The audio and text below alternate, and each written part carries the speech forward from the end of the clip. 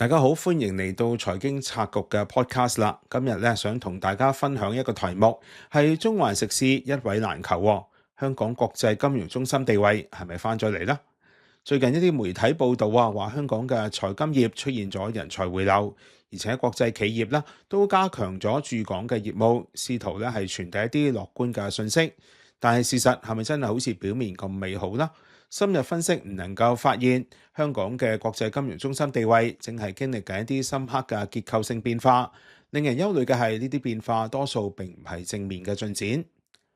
彭博最近有一篇香港街頭觀察文章，提到中環嘅中午食肆開始一位難求喎，好似係平日中午嘅12點半，中環蘭桂坊要食晏呢已經話揾唔到位。咁則寫出啦，香港嘅金融服務業似乎有重新興旺嘅趨勢。同一時間呢，亦都有本地嘅財經報章以標題紐倫港歸位，財金人才回港嚟港增加嘅文章，提到有財金界人士話，近期的確見到唔少外國嘅高層管理人員重返香港，大家不時都會碰面。佢哋主要係嚟自資產管理、保險業呢啲，而返香港嘅原因當然係香港屬於財富匯聚之地啦，有生意做。另外一啲資深財金界嘅人亦都指出，一啲跨國嘅金融機構近嚟陸續將海外高層派駐香港，令到一啲專門做外國人市場嘅豪宅租務受惠，甚至有部分高層啦喺半山豪宅區置業。翻查資料啦，香港喺疫情期間啦，真係一度出現人才流失㗎，最近似乎就有改善跡象啦。彭博綜合證監會嘅數據統計，至到10月底，香港金融業從業人員有近42000人，已經超越咗2012年1月嘅高位，係2003年實施登記制度以嚟嘅新高。其中4號同9號牌嘅數量呢，各自增加咗2%。而單計過去嘅4個月，即係6到10月期間啦，持牌專業金融人士總數淨增加就有830人，其中以中信證券最積極。報道提到部分外國高層管理人員重返香港，但係呢種趨勢係咪真係能夠彌補過去幾年因為政治局勢同疫情影響而流失嘅大量專業人才呢？呢個值得質疑㗎。特別係2019年社會運動以嚟，香港經歷咗前所未有嘅人才外流，許多嘅國際企業同外籍專業人士因為政治環境同言論自由嘅限制，選擇離開。而報道所稱嘅回流，多數都係嚟自企業內部嘅短期調動，並唔係真正嘅長期回歸。譬如報道提及，瑞銀將佢哋全球財富管理嘅聯席總裁派駐到香港。但呢個更多係反映咗呢間公司對中國市場嘅依賴，而唔係對香港整體商業環境嘅信心。另外，匯豐同渣打呢啲銀行將高層調動到本港，更加似係出於內部嘅成本考量同埋政策驅使，同香港市場嘅吸引力並無關係。總體嚟講，呢啲回流現象不過係表面文章，難以掩蓋整體人才流失嘅事實。幾乎喺同一時間，《華爾街日報》就有一篇專題，香港金融中心點樣日益內地化，並且係逐漸遠離西方。內容就提到，隨住國際金融機構、企業同外籍人士紛紛撤離香港呢個世界首屈一指、東方交匯嘅投資中心，正係變得越嚟越內地化。當中係一個有趣嘅象徵性例子，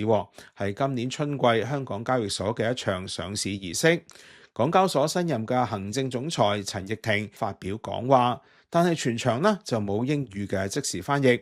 呢種做法或者係反映咗港交所內地投資者嘅崛起，但亦都無疑令到過去依賴英語作為國際語言嘅西方金融機構感到疏離喺儀式上西方參與者對講話內容一無所知，個個都只係能夠企喺度默然旁觀。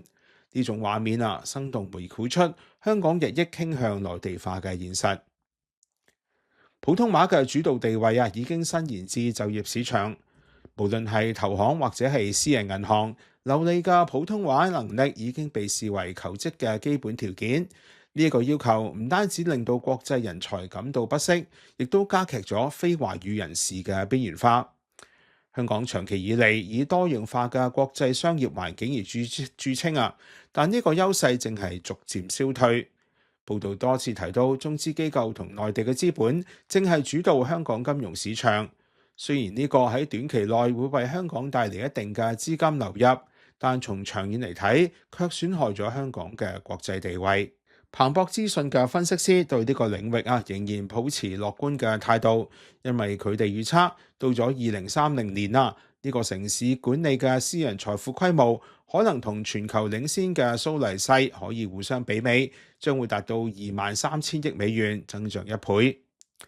雖然政府高層頻繁外訪説好香港故事，睇嚟就係積極爭取外國嘅投資，但實際成效好似好有限啦。外界話對香港嘅負面形象早已經深入民心，只係靠外交嘅努力，似乎難以扭轉大局。相反，呢啲行為更加容易被視為試圖挽回聲譽嘅表面功夫。未來嘅路雖然仲係好長，但如果股市能夠作為任何嘅指標前景可能會逐漸好轉㗎。經過多年嚟落後其他主要市場嘅指標之後，恒生指數受惠於內地市場嘅急升同刺激政策，有望扭轉經濟領域嘅樂觀情緒。儘管喺特朗普當選美國總統之後，波動性有所增加，但恒指喺2024年全年計，暫時仍然上漲咗1成半，有望實現自2019年以嚟首次嘅年度增長。有獵頭公司亦都話，就業市場特別係金融服務領域，往往會對股市嘅表現做出反應㗎。